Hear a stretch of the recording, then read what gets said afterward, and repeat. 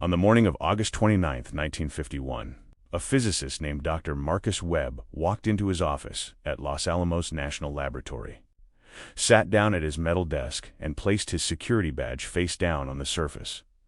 The gesture was small, unremarkable to anyone who might have glanced through the window. But in that moment, with his hand still resting on the laminated card, he had already made the decision that would erase him from history. The badge bore his photograph, a thin man with tired eyes and dark hair combed neatly to one side. Beneath the image, stamped in black letters, restricted a CCESSQ clearance. It was the highest level of security classification in the United States. It meant he had seen things that could not be unseen, known things that could not be unknown. And for 3 years he had carried that weight without complaint, without question, without doubt. Until now. Outside his window, the New Mexico sun burned white against the desert. The Jemez Mountains rose in the distance, silent and indifferent. Inside the laboratory complex, the hum of centrifuges and the distant clatter of typewriters filled the air with a sterile kind of music. Everything was proceeding as planned. The tests were successful. The yields were exceeding projections. The Soviet Union was falling behind. America was winning. But Marcus Webb was no longer sure what winning meant. He opened the top drawer of his desk and removed a single sheet of paper. It was a memo, dated 3 days earlier from the Atomic Energy Commission. The language was clinical, almost cheerful.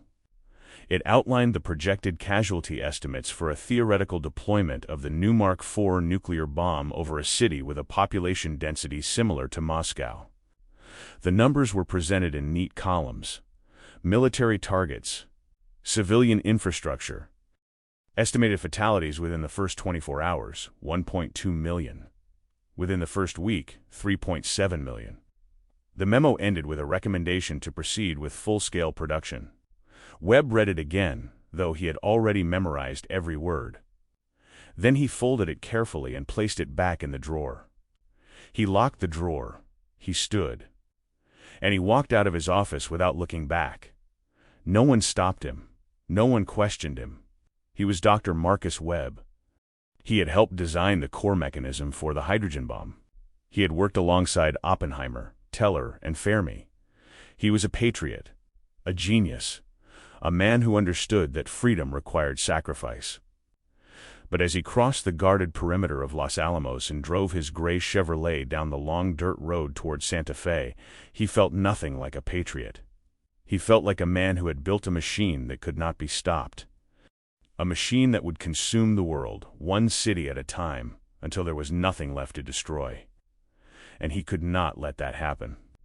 The year was 1951, and the world was already eating itself alive. The Korean War was grinding through its second summer, with American soldiers dying in frozen trenches while politicians in Washington argued about containment and credibility. In Moscow, Stalin was tightening his grip on Eastern Europe, purging anyone who showed even a flicker of independence. In London, British intelligence was reeling from the defection of Guy Burgess and Donald Maclean, two diplomats who had been feeding secrets to the Soviets for years. Trust was a currency that no one could afford. And in the deserts of New Mexico and Nevada, in the steppes of Kazakhstan and the forests of Siberia, men in white coats were building weapons that could turn entire cities into ash in less time than it took to say a prayer. The Manhattan Project had ended 6 years earlier, but its children were still being born. The atomic bomb had been just the beginning. Now there were hydrogen bombs, thermonuclear devices that used the power of the sun itself to create explosions 1,000 times more powerful than the bomb that destroyed Hiroshima. Scientists spoke of megatons the way grocers spoke of pounds. The language of annihilation had become mundane, but the terror was anything but mundane. In Washington, the newly formed National Security Council met in secret to discuss scenarios that sounded like fever dreams. What if the Soviets struck first? What if they didn't? What if a single miscalculation, a radar malfunction, a misinterpreted signal, a nervous officer triggered a war that would end human civilization in an afternoon? These were not hypothetical questions, they were operational concerns. And Marcus Webb had spent the last 3 years helping to make them real. He had not wanted to, not at first. He had been a physicist, not a soldier, a teacher, not a weapons designer. Before the war, he had worked at the University of Chicago, studying particle interactions and quantum mechanics. He had published papers. He'd mentored students. He had believed, naively perhaps, that science was a tool for understanding the universe, not for destroying it. But then came Pearl Harbor, and then came the rumors of a German bomb. And then came the call from Robert Oppenheimer, who spoke in that quiet, persuasive way of his about duty and necessity and the unthinkable cost of losing the race. Webb had said yes. Of course he had said yes. Everyone had said yes. They had worked in secrecy, in isolation, in a compound that didn't officially exist. They had solved problems that had never been solved before. They had split atoms. They had harnessed energies that had only existed in the cores of stars. And on July 16, 1945, in the desert near Alamogordo, they had watched as the first atomic bomb detonated with a light brighter than 1,000 suns. Oppenheimer had quoted the Bhagavad Gita, "Now I am become death, the destroyer of worlds." Webb had said nothing. He had only stared at the mushroom cloud rising into the sky and thought about what they had done. What they had created, what they had unleashed. And then, 3 weeks later, the bomb fell on Hiroshima. 3 days after that, another fell on Nagasaki. The war ended. Japan surrendered. The world celebrated. And Marcus Webb went home to his apartment in Chicago and didn't sleep for 4 days. He kept seeing the photographs. The shadows burned into stone. The children with their skin hanging from their arms like wet cloth. The hospitals overflowing with the dying, the doctors unable to explain what was killing them because radiation sickness was still a mystery, still something that had no name. He had helped create that, he and his colleagues. They had built the weapon. They had made it possible. And now they were building something worse. The hydrogen bomb was different. It wasn't just bigger. It was different in kind. The atomic bomb used fission-splitting heavy atoms to release energy. It was destructive, yes, but it was finite. There were limits to how much uranium or plutonium you could compress into a critical mass. There were physical constraints. The hydrogen bomb used fusion, the same process that powered the sun. It fused light atoms together, releasing energy on a scale that made the atomic bomb look like a firecracker. And there was no theoretical upper limit to its power. You could make it as large as you wanted. You could build a bomb that could destroy an entire country. Edward Teller had been pushing for it since before the war ended. He called it the super. He spoke about it with an almost religious fervor, arguing that America needed it to maintain its strategic advantage over the Soviet Union. Others were less certain. Oppenheimer had opposed it. So had Enrico Fermi. They argued that it was unnecessary, that it was immoral, that it would trigger an arms race that could never be won. But the debate ended in January 1950 when President Truman authorized the development of the hydrogen bomb. The decision was made. The scientists were ordered to proceed, and Marcus Webb, who had tried to walk away after Hiroshima, found himself pulled back into the work. He told himself it was necessary. That if America didn't build it, the Soviets would. That deterrence required strength.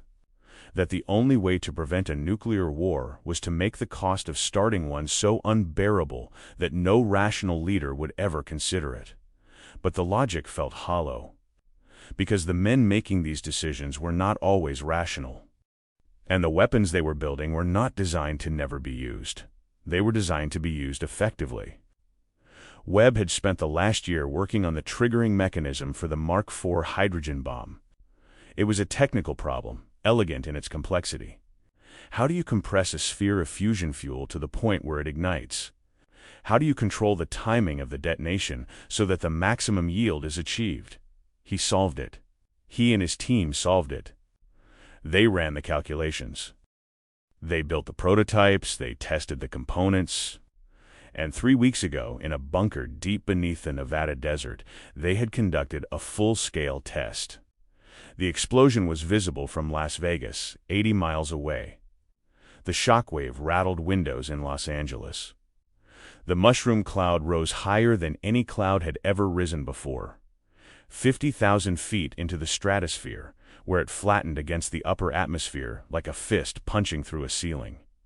Webb had watched from the observation post. He had worn his protective goggles.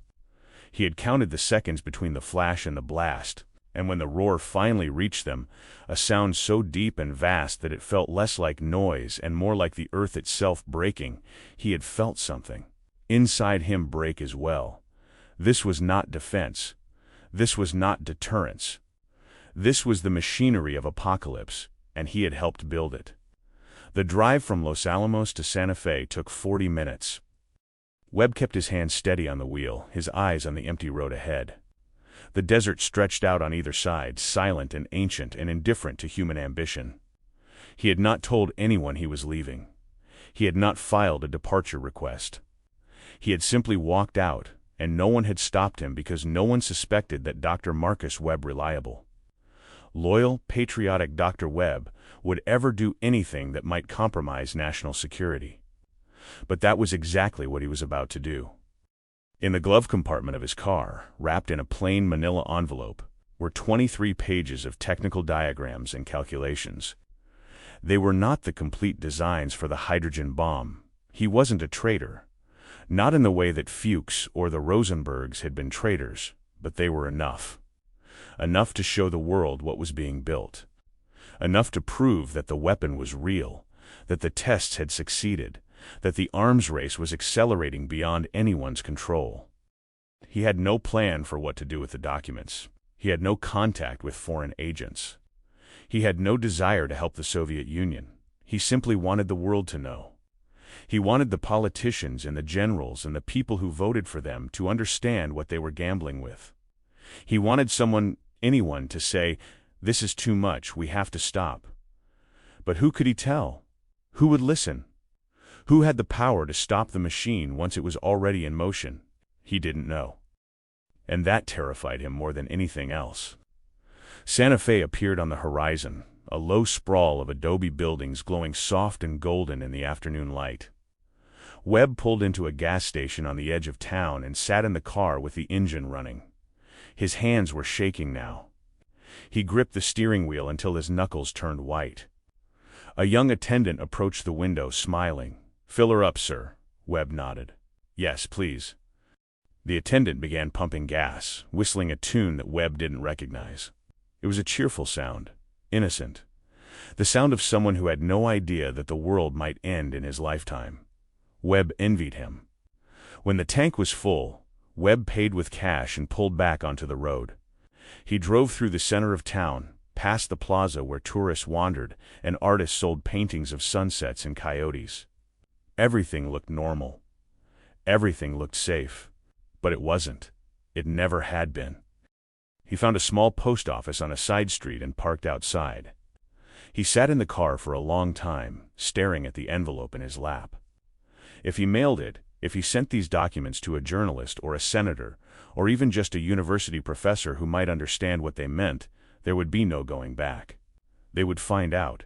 They would trace it back to him. And then... He didn't let himself finish the thought. He got out of the car, walked into the post office, and approached the counter. An elderly woman with bifocals looked up at him and smiled. "Can I help you, dear?" Webb hesitated. The envelope felt heavy in his hands, heavier than paper should feel. "I need to mail this," he said quietly. "Of course. Where's it going?" He hadn't written an address yet. He hadn't decided. He opened his mouth to speak, but no words came out. The woman waited patiently. And then, from somewhere behind him, a voice said, "Dr. Webb." He froze. He turned slowly. Two men stood near the entrance. Both wore dark suits and thin ties. Both had the kind of faces that disappeared in a crowd. Unremarkable, forgettable, perfectly anonymous. But their eyes were sharp, focused, patient. "Dr. Webb," the first man said again, stepping forward. His voice was calm, almost kind. "We need you to come with us." Webb's heart was hammering in his chest. I don't understand." The second man glanced at the envelope in Webb's hands. "We think you do." The elderly woman behind the counter was watching now, confused but curious. Webb looked at her, then back at the two men. His mind raced. How did they know? How did they find him so quickly? But of course they knew. Of course they had been watching. They always were. "Dr. Webb," the first man said, his voice still calm, still patient. "Please, let's not make this difficult." Webb stood there, the envelope in his hands, the world shrinking down to this single moment. He thought about running. He thought about shouting. He thought about dropping the envelope and walking away and pretending none of this had ever happened. But he knew it was already too late. He had made his choice the moment he placed his badge face down on his desk. The moment he walked out of Los Alamos. The moment he decided that silence was no longer something he could afford. And now the machine had come for him. He handed the envelope to the first man without a word. The man took it, glanced inside, and nodded to his partner. Then he looked back at Webb with something that might have been sympathy. "Let's go," he said softly. And Marcus Webb, the physicist who had helped build the bomb, walked out of the post office between two men who had no names and no faces, and disappeared into a car with government plates that drove away without a sound. The elderly woman watched through the window until the car was gone. Then she shook her head, muttered something about strange times, and went back to sorting the mail. Outside, the desert sun continued to burn. The mountains stood silent. And somewhere, in a bunker deep underground, another test was being prepared. The machinery of apocalypse did not stop for one man's conscience. It never had. The drive lasted 3 hours, though Webb had no way of knowing where they were going. The windows of the car were tinted dark enough that he could barely see outside. The two men sat in the front seat and said nothing. The only sound was the hum of the engine and the occasional crackle of a radio transmitting coded messages that Webb couldn't decipher. He sat in the back seat with his hands in his lap and tried to think, tried to plan, tried to figure out what he would say when they finally asked him why. But the truth was, he didn't have a good answer. Not one that would satisfy them. Not one that would make them understand. How could he explain that he had spent 3 years watching men with stars on their shoulders talk about acceptable losses and strategic advantages and first-strike capabilities as if they were discussing quarterly earnings? How could he explain that he had sat in meetings where generals joked about turning Moscow into a parking lot? And no one had stood up and said, "We're talking about murdering millions of people." How could he explain that every time he closed his eyes he saw the photographs from Hiroshima? The woman cradling her dead child. The man with his skin melted off his face. The shadows burned into concrete ghosts of people who had been vaporized so quickly that their bodies left nothing behind but light. He had tried to tell himself that it was necessary. That the alternative was worse. That if America didn't have the bomb, the Soviets would use theirs without hesitation. But the Soviets had the bomb now. They had tested it in 1949, and the world hadn't ended. Instead, both sides had simply started building more, bigger, faster, better, and no one seemed to think that was insane. The car turned off the main road onto a narrow dirt path that cut through empty desert. They drove for another 20 minutes until they reached a chain-link fence topped with barbed wire. A guard in uniform checked the driver's identification, then waved them through. Beyond the fence was a compound, low concrete buildings with no windows, surrounded by more fencing and more guards. It looked like a prison, or a laboratory, or both. The car stopped in front of the largest building. The two men got out and opened Webb's door. "This way," the first man said. Webb followed them inside. The interior was sterile white walls, fluorescent lights, linoleum floors that squeaked beneath their shoes. They walked down a long corridor lined with unmarked doors. At the end of the corridor was a single door with a sign that read, "Restricted access, authorized personnel only." The first man opened the door and gestured for Webb to enter. Inside was a small room with a metal table and 2 chairs. No windows, no decoration, just walls and a table and a single light fixture buzzing overhead. "Sit down, Dr. Webb." Webb sat. The two men stood by the door watching him. Neither spoke.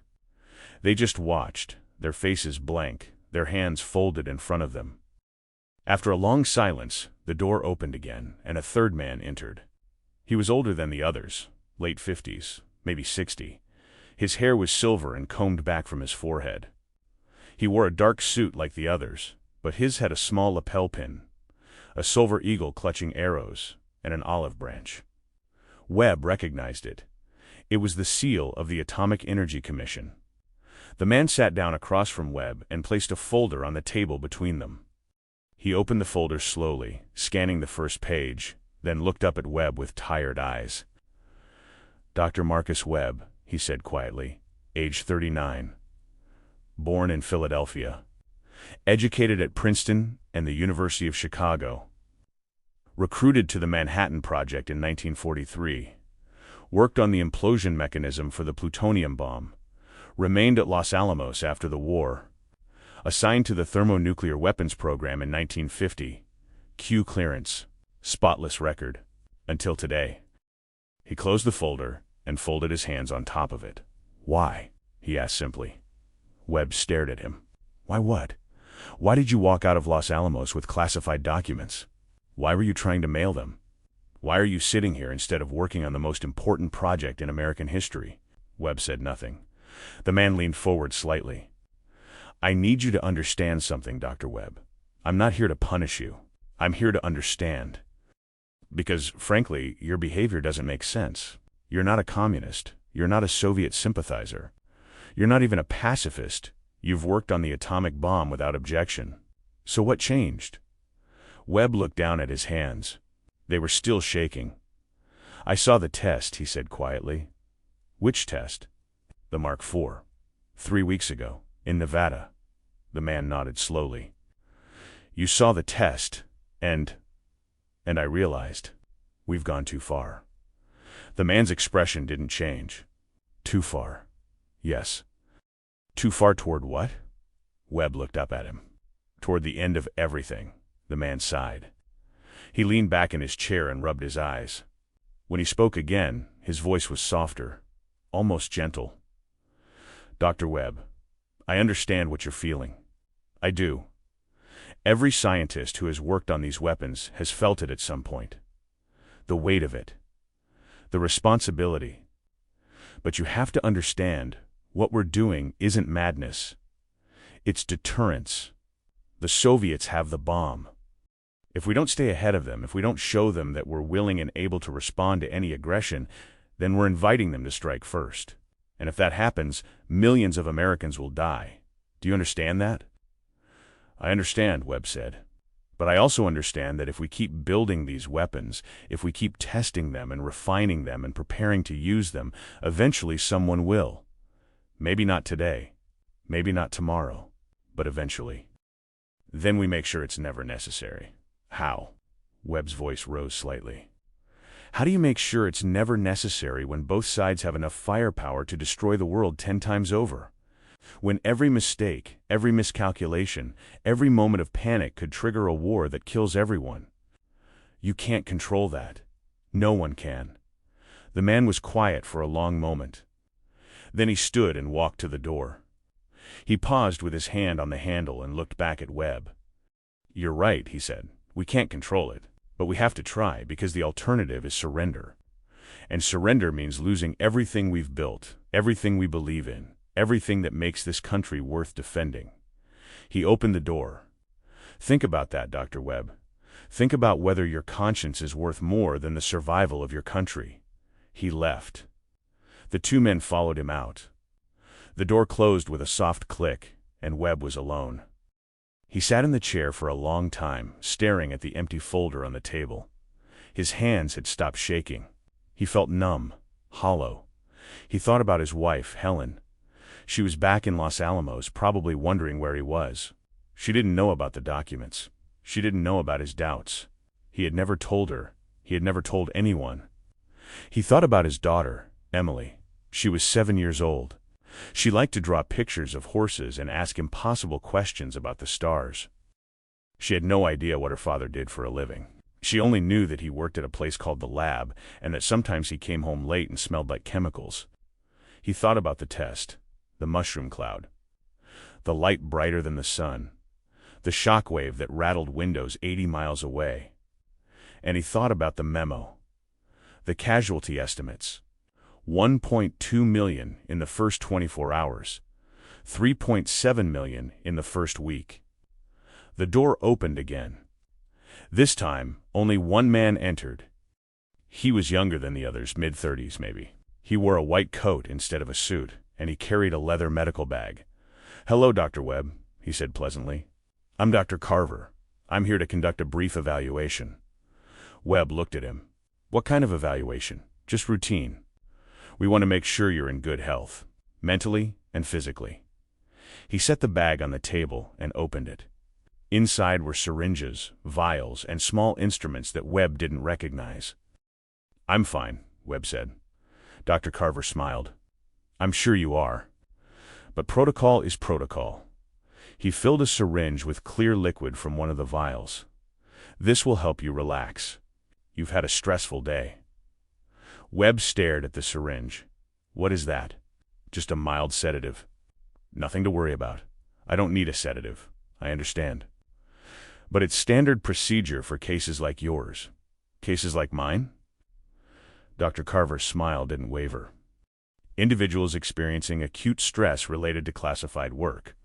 It's more common than you think." He approached Webb with the syringe. Webb stood abruptly, the chair scraping against the floor. "I said I don't need it." Dr. Carver stopped. His smile faded. He glanced toward the door, and the two men in suits reappeared instantly. They didn't say anything. They just stood there, blocking the exit. Dr. Carver looked back at Webb. "Please, Dr. Webb, don't make this harder than it needs to be." Webb looked at the syringe, at the men, at the door. He had no choice. He sat back down and extended his arm. Dr. Carver tied a rubber strap around Webb's bicep, found a vein, and inserted the needle. The liquid burned as it entered his bloodstream. Webb winced. "There," Dr. Carver said, withdrawing the needle and pressing a cotton ball against the puncture. "That wasn't so bad, was it?" Webb didn't answer. He could already feel the sedative working, a warm, heavy sensation spreading through his limbs, his thoughts becoming slow and thick like syrup. Dr. Carver packed up his bag and left. The two men followed. The door closed. Webb sat alone in the chair, his head growing heavier, his vision blurring at the edges. He tried to stand, but his legs wouldn't cooperate. He tried to think, but his thoughts kept slipping away before he could hold on to them. The last thing he remembered before everything went dark was the buzzing of the fluorescent light above him, and the faint, distant sound of someone screaming. He wasn't sure if it was him. When Marcus Webb woke, he was no longer in the interrogation room. He was lying on a narrow bed in a small cell. The walls were white concrete. There was a single door with no handle on the inside, and a small window near the ceiling that let in a thin sliver of daylight. He sat up slowly, his head pounding. His mouth was dry and his limbs felt like lead. He had no idea how long he had been unconscious. Hours? Days? He stood and walked to the door. It was locked. He tried the window, but it was too high to reach. He called out, but no one answered. He sat back down on the bed and tried to remember what had happened. The interrogation, the syringe, the sedative, and then nothing. He checked his pockets. Empty. His watch was gone. His wallet, his wedding ring. He was alone. And he had no idea what was going to happen next. Time became meaningless in the cell. Marcus Webb tried to track the days by the thin strip of light that moved across the wall, but it was difficult. Sometimes the light would appear and disappear in what felt like hours. Other times the cell would remain dark for what seemed like days. He suspected they were manipulating the lights deliberately, keeping him disoriented, breaking down his sense of reality. Food arrived through a slot in the door at irregular intervals, bland meals on metal trays, oatmeal, white bread, water in paper cups. He ate mechanically, not because he was hungry, but because his body needed fuel, and he didn't know how long he would be here. No one spoke to him. No one came to question him. He was simply left alone in the silence, with nothing but his thoughts and the white walls and the endless, suffocating quiet. He thought about Helen and Emily. Were they looking for him? Did they know where he was? Or had someone from the laboratory visited them with a carefully rehearsed story, a tragic accident?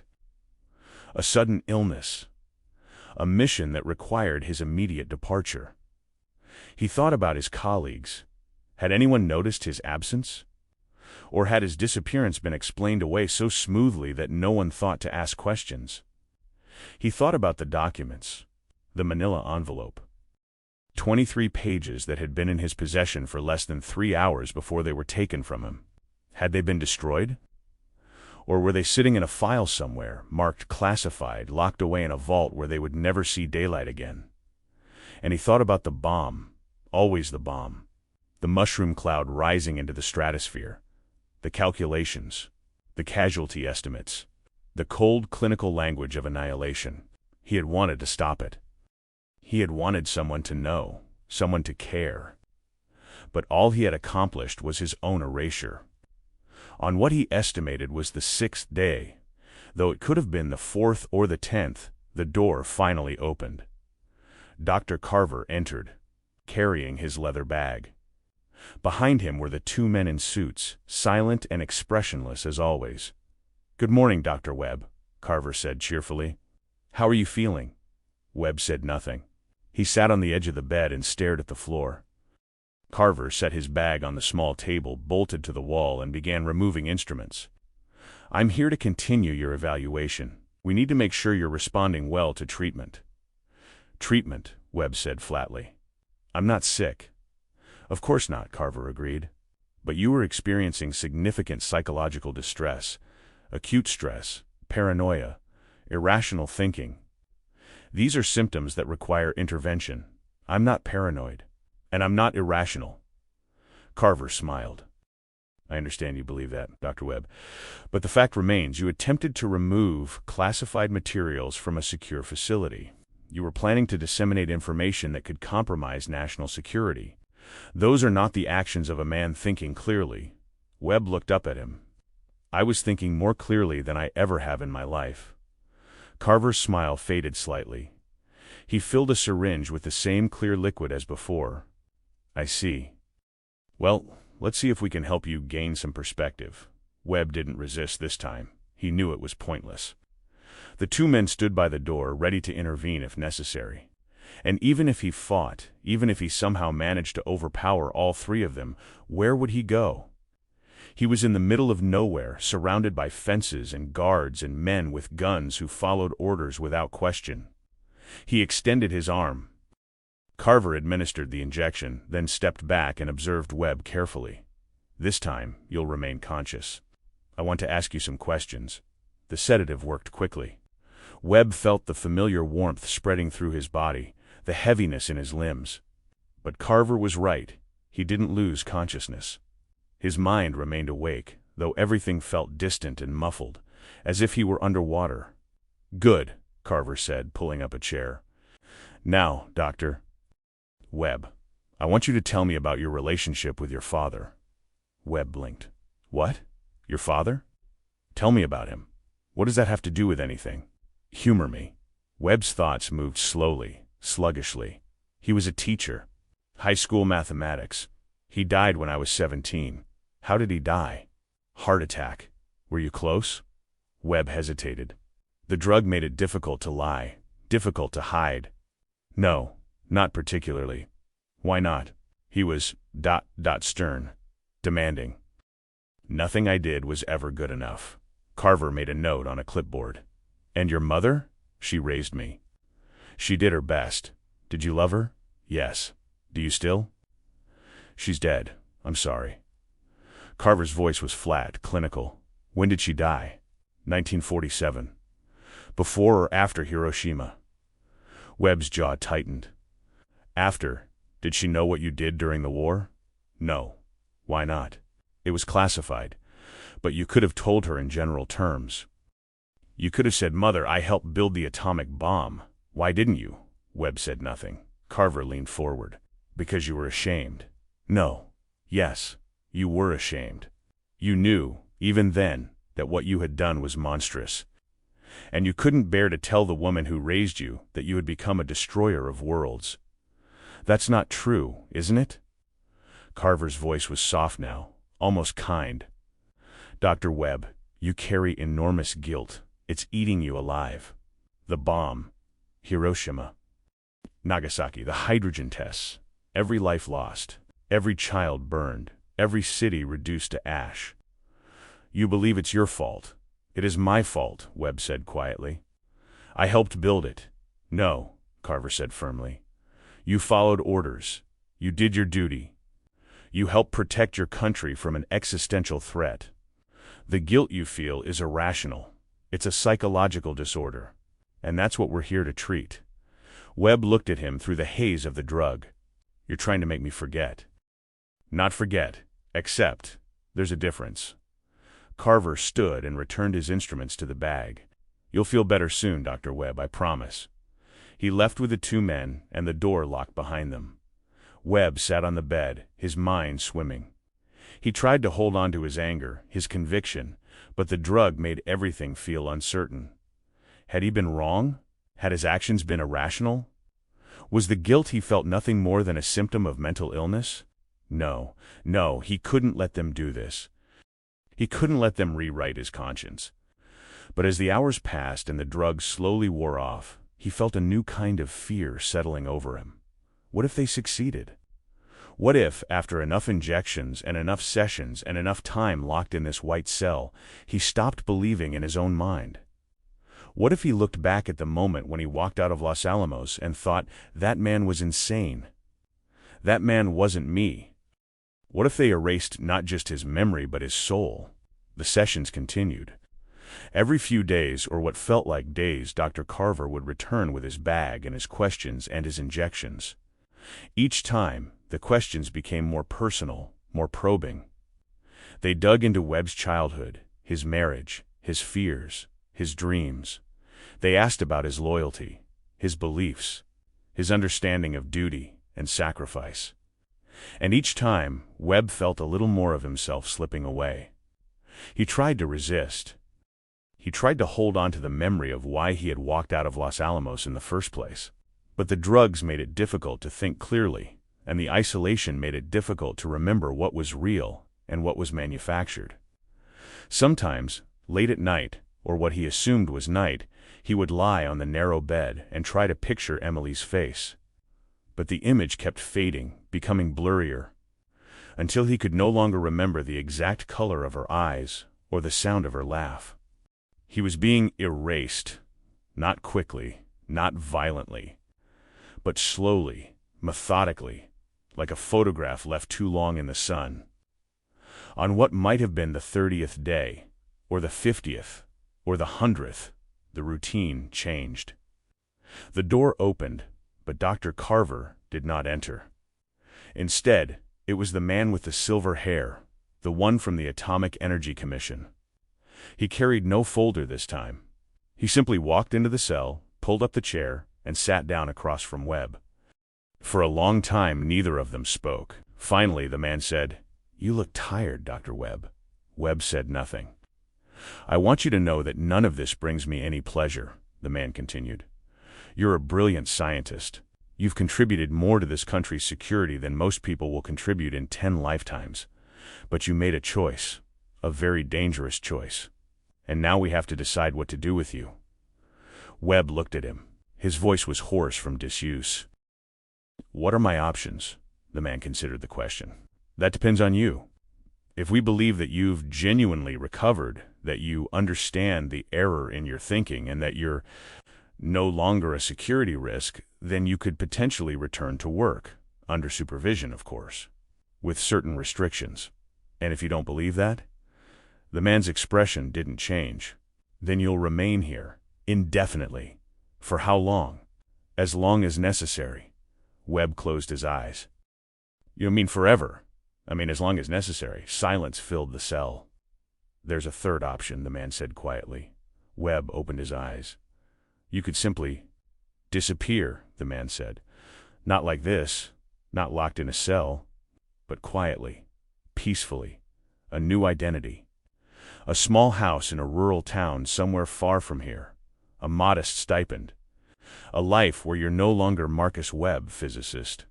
Just an ordinary man living an ordinary life. Webb stared at him. Witness protection, something like that. You would have to agree never to contact your family, never to speak about your work, never to appear in any public or professional capacity. You would, for all intents and purposes, cease to exist. And if I refuse? The man stood. Then you remain here. He walked to the door, then paused. Think about it, Dr. Webb. You want it out. I'm offering you a way. The door closed. Webb sat in the silence, his mind racing. A new life. No more laboratories. No more calculations. No more bombs. Just a quiet existence in a place where no one knew his name or his sins. It sounded like mercy, but it also sounded like death. 3 days late, or what felt like 3 days, Webb gave his answer. I'll take the third option. The man with the silver hair nodded, as if he had expected this all along. Good. We'll begin the arrangements immediately. Within hours. Webb was moved from the cell to a different facility, one with actual windows and furniture and a door that wasn't locked from the outside. He was given new clothes, civilian clothes, and a briefing on what his new life would look like. His name would be David Miller. He would be a retired accountant. He would live in a small town in Montana called Red Lodge, population 1,500. He would receive a monthly check from an anonymous trust fund. He would have no phone, no mail, no contact with anyone from his past. He would be a ghost. They gave him a week to prepare. During that time, he was allowed to write 2 letters, one to Helen and one to Emily. He was told that the letters would be delivered after he was gone, and that they would explain nothing except that he loved them and that he was sorry. He spent hours staring at the blank pages, trying to find words that could possibly convey what he felt. But in the end, the letters were short. Almost painfully short. Helen, I'm sorry for everything. Please take care of Emily. Tell her I loved her. Marcus, Emily, be brave. Be kind. Never stop asking questions. Dad, he sealed the letters and handed them to the man with the silver hair. They'll receive them? Webb asked. Yes, when? When the time is right. Webb didn't ask what that meant. He didn't want to know. On the day of his departure, they drove him west in an unmarked car. He sat in the back seat and watched the landscape change, desert giving way to mountains, mountains giving way to forests, forests giving way to plains. The driver said nothing. The man beside him said nothing. They drove in silence for 2 days, stopping only for gas and meals eaten quickly in roadside diners where no one looked twice at them. When they finally arrived in Red Lodge, Montana, it was late afternoon. The town was small and quiet, nestled at the base of the Beartooth Mountains. Main Street had a hardware store, a diner, a post office, and a single bar. The air smelled like pine and wood smoke. They pulled up to a small house on the edge of town, a plain wooden structure with a porch and a narrow yard. The driver handed Webb a set of keys. This is yours, he said. Rent is paid. Utilities are paid. The stipend will arrive on the 1st of every month in cash. There's a mailbox at the post office under the name David Miller. Check it once a month. If you need anything, leave a note in the box. Someone will respond. Webb took the keys. Who? It doesn't matter. The man in the passenger seat turned to look at Webb. One more thing. If you ever try to contact your family, or if you ever speak about your work, or if you ever deviate from the terms of this arrangement in any way, you will be brought back. And you will not be offered this option again. Do you understand? Webb nodded. Good luck, Mr. Miller. They drove away, leaving him standing in front of the house with nothing but the clothes on his back and a small suitcase containing 2 changes of clothing and $300 in cash. He unlocked the door and stepped inside. The house was sparsely furnished: a bed, a table, 2 chairs, a couch, a radio. The walls were bare. The kitchen had a stove and a refrigerator and a few dishes in the cupboard. It was clean and functional and completely impersonal. Webb set the suitcase on the floor and sat down at the table. He was free, and he had never felt more trapped in his life. The months passed slowly in Red Lodge. David Miller, because that was who he was now. no matter how strange the name felt, established a quiet routine. He woke early. He made coffee. He walked through the town, nodding politely to the few people he encountered. He bought groceries at the general store. He ate meals at the diner. He listened to the radio in the evenings, keeping up with the news from a world he no longer belonged to. The Korean War ended in 1953. Stalin died the same year. Eisenhower became president. The Soviets tested their own hydrogen bomb. The arms race accelerated. And David Miller sat in his small house in Montana and listened to it all unfold, powerless to do anything but listen. No one in Red Lodge asked him questions. No one seemed particularly curious about the quiet man who kept to himself and rarely spoke. He was just another face in a small town where people minded their own business. Sometimes, late at night, he would think about Helen and Emily. He wondered if they had received his letters. He wondered if they believed he was dead, or if they simply thought he had abandoned them. He wondered if Emily still drew pictures of horses, or if she had forgotten him entirely. He would never know. In the summer of 1954, a young woman moved to Red Lodge and opened a small bookstore on Main Street. Her name was Margaret, and she had kind eyes and a quiet smile. She was the first person in town who seemed genuinely interested in talking to him. "You're Mr. Miller, aren't you?" she asked one afternoon when he came in to browse. "Yes, I've seen you around. You're very quiet." "I suppose I am." She handed him a book, a collection of essays by Thoreau. "You might like this. It's about solitude and self-reliance. Seems fitting for someone like you." He bought the book and read it that night. And the next day he returned to the store. Over the following months, they developed a tentative friendship. She would recommend books. He would read them and return to discuss them. She never asked about his past, and he never offered. It was an unspoken agreement, two people who understood that some stories were better left untold. One evening, as he was leaving the store, she said, "You seem like a man carrying a great weight, Mr. Miller." He paused at the door. "Perhaps. I hope you find a way to set it down someday." He nodded and left without another word. The years continued to pass. The world kept spinning. Sputnik launched. The space race began. The Cold War deepened. And David Miller remained in Red Lodge, Montana, living a life that wasn't his, carrying a name that wasn't his, haunted by memories that refused to fade. He never tried to contact his family. He never spoke about his work. He never deviated from the terms of his arrangement. But he also never stopped thinking about the bomb. On clear nights when the sky was full of stars, he would sit on his porch and stare up at the infinite expanse of the universe.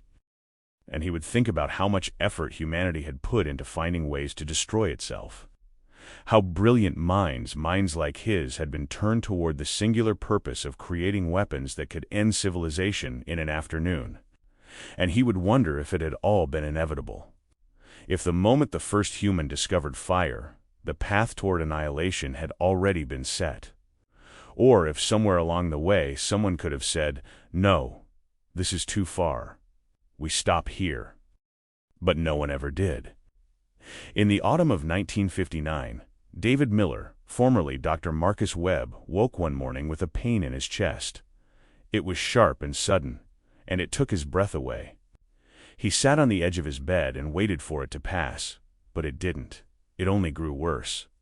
He managed to walk to the phone, a rare concession that had been installed a few years earlier, and dialed the operator. His voice was weak. "I need a doctor." The operator connected him to the town's only physician, Dr. Henley, who arrived within 20 minutes. Henley examined him quickly, his face growing more serious with each passing moment. "You're having a heart attack, Mr. Miller.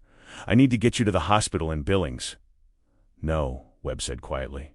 "It's too late. Don't talk like that. We still have time." "No." Webb's voice was firm. "I'm not going." Henley looked at him, confusion and frustration warring on his face.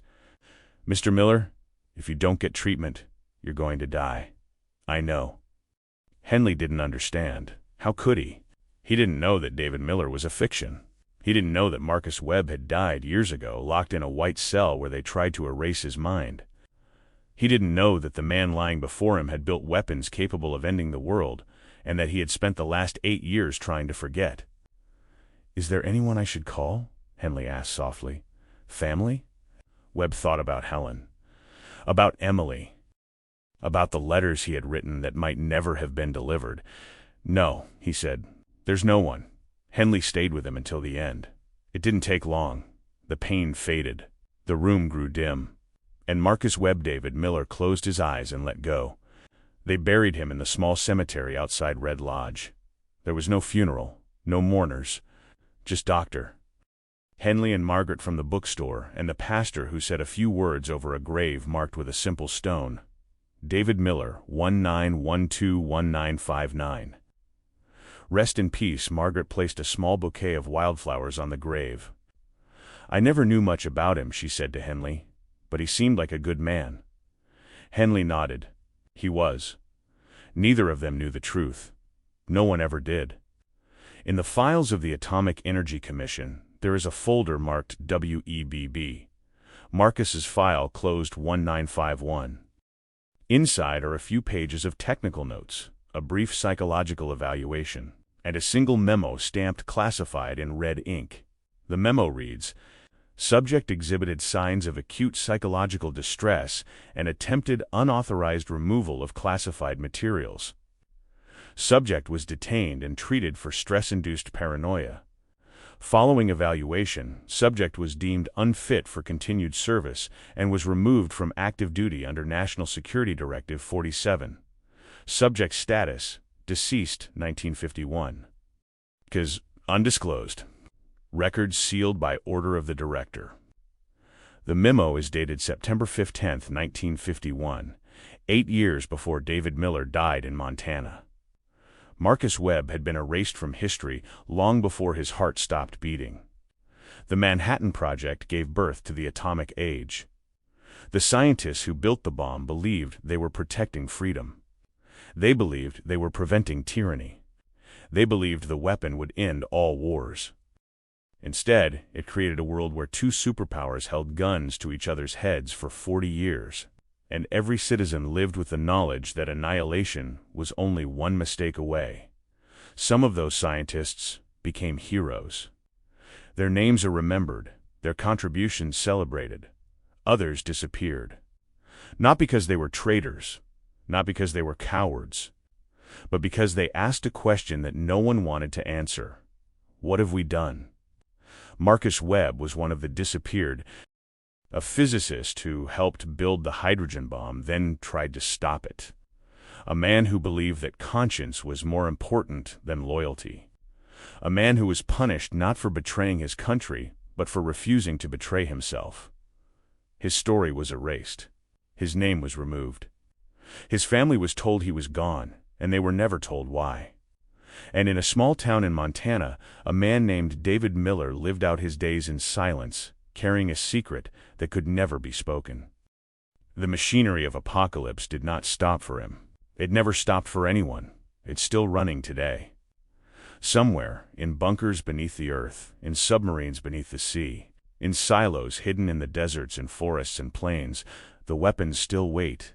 Thousands of them. Tens of thousands.